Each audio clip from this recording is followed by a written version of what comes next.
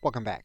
If you use the Microsoft Edge or Chrome browsers, you can install the Jasper AI browser extension. And you can come to the home page and you can typically scroll down in order to see it.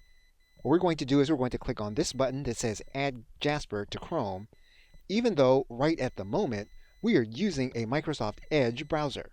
You will want to be logged into your Google account. When you do that, all you need to do is to click this button that says Add to Chrome.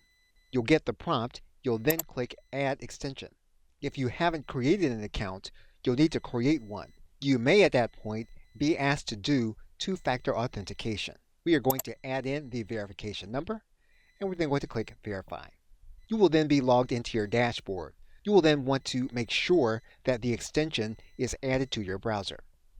And we have verified the extension on our browser. Again, we are now in Microsoft Edge. What we're now going to do is we're going to enable Jasper on this site. And we have now added the Jasper browser extension. Okay, so with that, thanks, and I will see you in another video.